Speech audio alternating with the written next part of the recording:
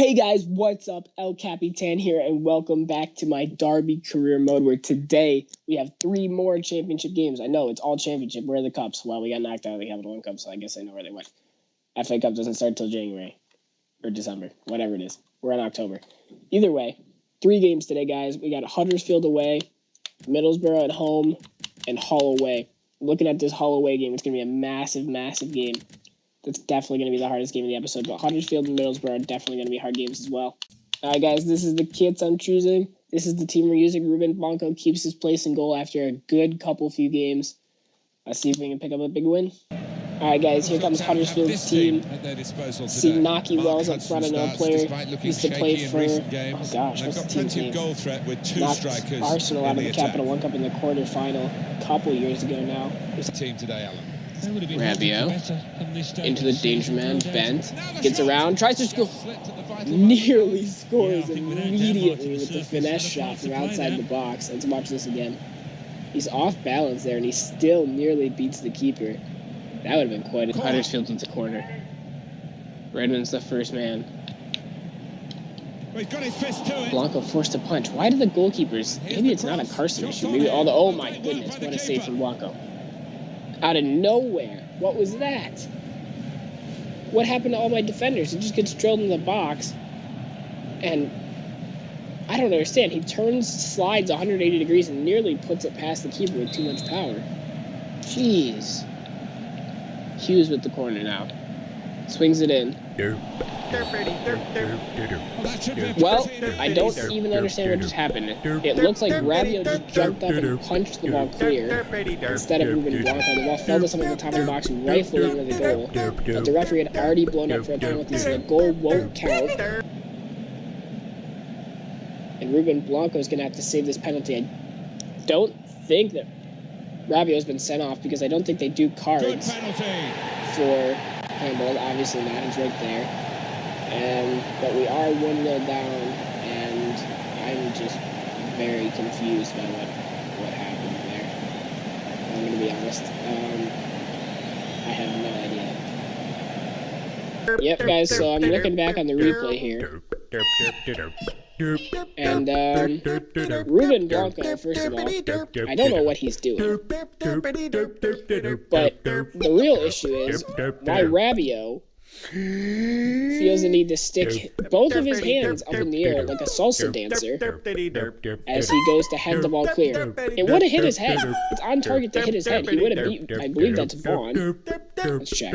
He would have beat Vaughn to the ball and headed it clear, but he punched it. It fell to Scannell?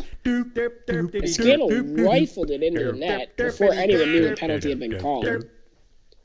Scannell's been robbed of a goal there, but really, it's Rabiot's fault. If he just headed the ball, it would have gone clear. Rabiot, good tackle. Has to take him off. Yellow card early on. Gives away a penalty. He's not a good keeper. Darren Bent is just taking his man out there. He's found inside wide. It's a whip it in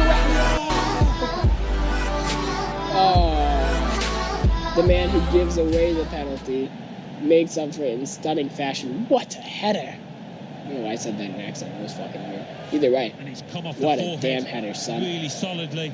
Lovely little movement by Ince here. Darren Bent set a pick for him. And Rabiot just... Oh my god, there's even more power than I thought. Just rifles it into the net with no hesitation. Look at how much power's on that. That's absurd. He could have put that straight to the keeper and he wouldn't have saved it. Look at that team celebration. Oh, Bryson just missed everyone, but that's okay. And Rabiot's made up for his mistakes now. Come on, boys. At that point, guys, my roommate came in because, you know, unprofessional, whatever. Clearly, he got out of class early. I didn't know it was going to happen. Either way, it's going to be post-com for the rest of the episode. But as you can see right there, we turned it around, man. Tom Ince, 2 weak foot cross assists in 1 game. 2 beautiful crosses and 2 beautiful headers. Darren Bent putting us 2-1 up. Just lovely, guys. I couldn't ask for more. And I do apologize in advance if my voice sounds weird. I have a bit of a cough and a sore throat, and I'm kind of losing my voice, so I'm trying to get this out now before it's completely gone. And I have a couple of videos recorded ahead of time, so hopefully there will still be videos up while I have no voice. But either way, you can see right there, Tom Ince, 2 assists in this game, but could not get his goal, maybe because it was on his stronger foot. Both assists came from his weaker foot. He hits the post, but then Huddersfield go down the field and somehow win themselves another penalty in this game. That's 2 penalties for them, and both penalties scored. And they get back on level terms. And guys, that was heartbreaking. But again, instantly from kickoff, Redmond goes down the left and wins the 3rd penalty of the game, this time for us.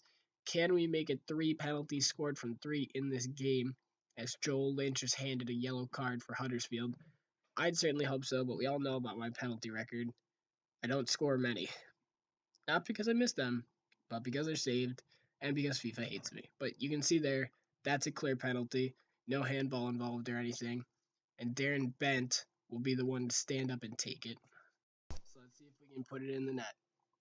Darren Bent up against the Huddersfield keeper. I'm not quite sure who the Huddersfield keeper is, to be honest. But he stands up and he's going to try to put it into the left-hand corner. Not quite in the corner, but it is in the back of the net, and that's what matters. We go back up 3-2 in the 71st minute, and we hope now that we can maintain this lead. But as you can see here, Huddersfield with a chance late on, or is it Huddersfield, as we win the ball back. Hendrick plays it through to Butterfield, the former Huddersfield player, central midfielder off the bench.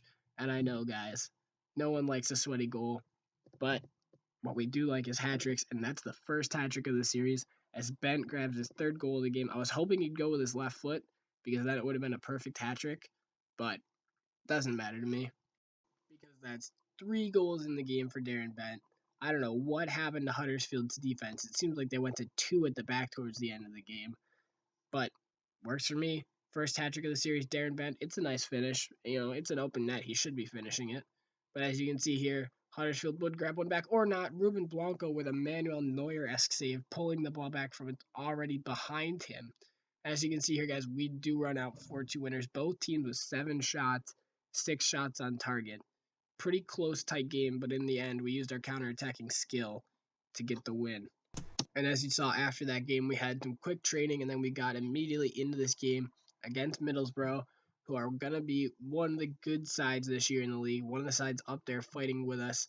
We put out our normal first 11, and obviously the danger men for them would be Stuart Downing, Stuani up front. They got some good players on that side. You can see Ruben Blanco is forced into a really good save early on, and Tom Ince almost loses the ball, gets it back, and finesses it. Oh, but the keeper saves, and it goes out for a corner. Then we come again. Darren Bent this time down the right, trying to whip in a good cross, nearly drops it for Tom Ince. What a role reversal that would have been after last game, but it doesn't quite fall to him. And you can see here it is Stuani that goes through in the 69th minute, of course, and finesses it by the keeper with a really good finish. You'll see on the replay. But I was really heartbroken because I felt we'd been playing well all game, and to be let down semi late on in the game was disheartening. I don't know where my defense went; they evaporated. But Stuani opens his hips up well and finesses it in the corner. That's his 6th goal of the season. You know he's going to be one of their main scorers. And then it would go from bad to worse here in the 85th minute, guys. As Stuart Downing, I told you, the 2 danger men from Middlesbrough, both of them scoring goals here. I don't know what my defenders are doing, letting Stuart Downing jump over them. He's not tall. He's an attacking midfielder winger, not a striker. He's not that good in the air. It was really disheartening to see, but I don't know. Shot and got caught out, dragged into the middle, too much space down the left, and it's a really lovely cross. And I don't know who that is. Shackle? I think number 14 in the back post letting me down. But that would be the end of this game, guys. We would lose 2-0. It was disappointing after our big 4-goal game against Huddersfield, but that's how it goes. We only had 2 shots on target the whole game. And, I mean, only 2 shots the whole game, to be honest. And both of them were on target. You can see some more training here. And then a massive game against Hull City as we would look to bounce back with a massive, massive win after that loss to Middlesbrough. And we almost got off to the perfect start here with Nathan Redmond finessing it into the top corner, or so I thought, only to see it deflected wide by not the Hull goalie, Jakubovic, not a Hull defender, but by our own striker, Darren Bent, who was offside. And I checked it on the replay, guys. He did actually stop that from going into the top corner. And that just made this all the more hard to bear. as I make a terrible mistake at the back, giving the ball away, and Hull go through and score. And I try here immediately due to response. Craig Bryson hitting the post. We're desperate now after that terrible goal conceded to, to get back on level terms. This is a huge game after that disappointing loss. And can Tom Ince here standing over this free kick, one of the heroes of the series so far, put it away? Well, yes, he can. What a free kick that is. Just up and over the wall. Massive dip on it, and it comes in off the bottom corner inside of the post. Just incredible, incredible free kick here, guys.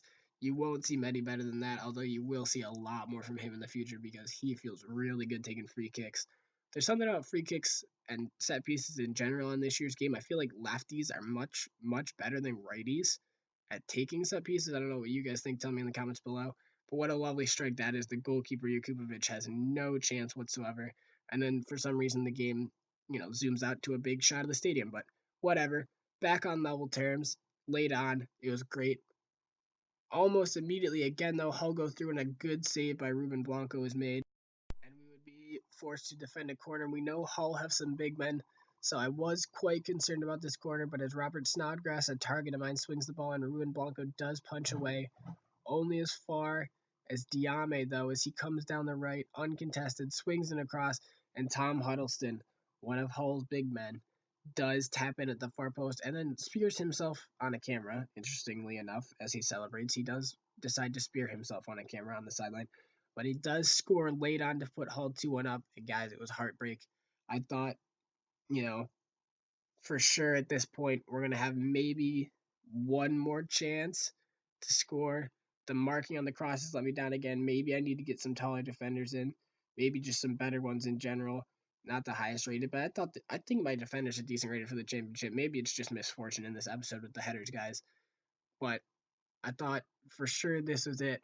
It's too late now to snatch and grab a point against Hull City, who are for sure one of our rivals at the top of the table and one of the best teams in the league, having just come down and have a good squad. But boy, oh boy, was I wrong. As Nathan Redmond, game after game now growing in stature, comes in big again to instantly reply to Tom Huddleston's goal and to tie the game up 2-2. And watch on this replay, this is a great one. Just what a good finish that is to bend it into the lower corner. We were loving that lower right post in the second half. Doesn't come off the post this time, but it does go in the same corner. And we will come away from the KC Stadium with a 2-2 draw. It's a good draw. We're away from home. Hull are a massive team. They're probably better than us, even though we want to finish above them. So I'm quite proud of that draw. But that is how the episode ends and how the game ends, guys. Thank you guys for watching, and I'll see you next time.